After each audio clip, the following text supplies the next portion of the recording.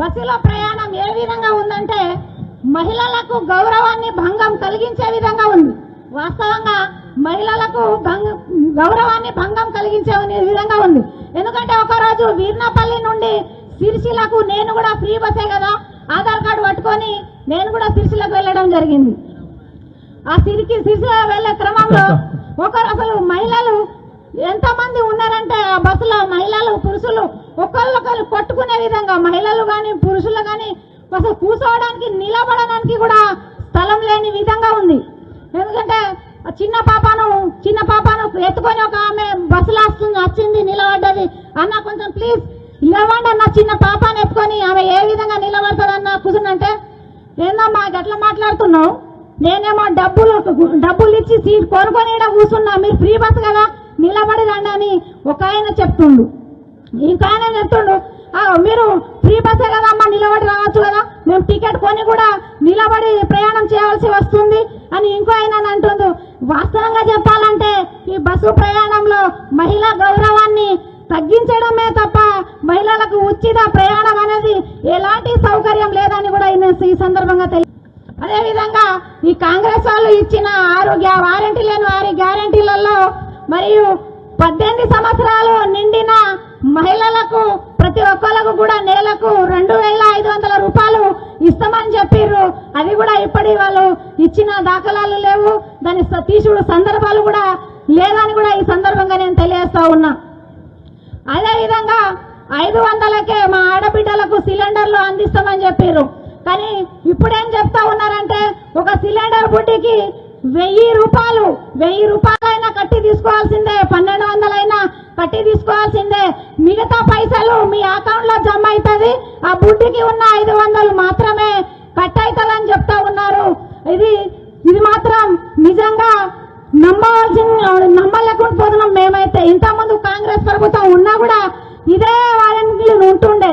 ఎందుకంటే నేను కూడా ముందు కొనుక్కున్నా, ఇప్పుడు వరకు ఇంతకుముందు మేము కొనుక్కున్నాం కానీ మిగతా పైసలు కూడా అట్లా పడతాయని చెప్పారు. కానీ ఒక్క రూపాయి కూడా పడదండి. ఇది కూడా వాస్తవం. మా మహిళా మనులు కూడా అందరూ గమనించాలి.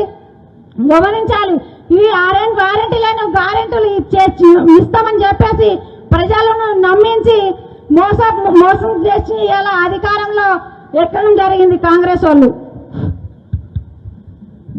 వాళ్ళు.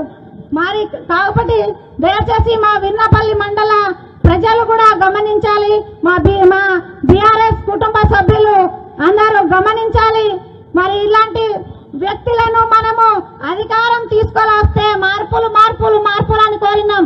ఇప్పుడు ఏ విధంగా మార్పులు జరుగుతున్నామో మనం కండ్ల ముందు చూస్తా ఉన్నాము.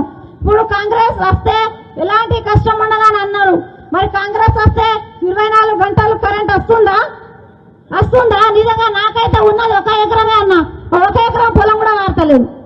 ఆ కరెంట్ ఎప్పుడు వస్తుందో తెలుస్తలేదు, ఎప్పుడు పోతుందో తెలుస్తలేదు. నిజంగా సాటర్ దగ్గర కూర్చోవాల్సిన పరిస్థితి ఉంది. ఇప్పుడు ఇంతకుముందు 60 సంవత్సరాలు పాలించినప్పుడు కాంగ్రెస్ పాలన ఎట్లుందో ఇప్పుడు కూడా సేమ్ పాలనను మనం కోరి తెచ్చుకున్నట్టే ఉంది నిజంగా చెప్పాలంటే. కాబట్టి ఇప్పటికైనా దయచేసి మనం అందరూ కూడా ఆలోచన చేయాలి. మరియు మా తారక రామన్న మా వీర్నపల్లి మండలానికి విచ్చేసినందుకు సుస్వాగతం తెలియజేసుకుంటూ, నా పేరు గుగ్లత్ కళ.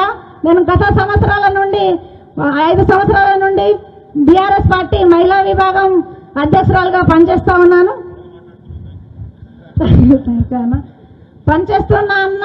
ఇప్పుడు రాబోయే కాలంలో కూడా ఎంపీ వినోద్ కుమార్ని ఏ విధంగా అయితే గెలిపించుకున్నామో ఇప్పుడు కూడా మన ఎంపీ వినోద్ కుమార్ సార్ని గడపకి వెళ్ళి మా వంతు సహాయ సహకారాలు అందిస్తూ మీ యొక్క అడుగుజాడలో నడుస్తూ మేము పనిచేయడానికి సిద్ధమన్నా.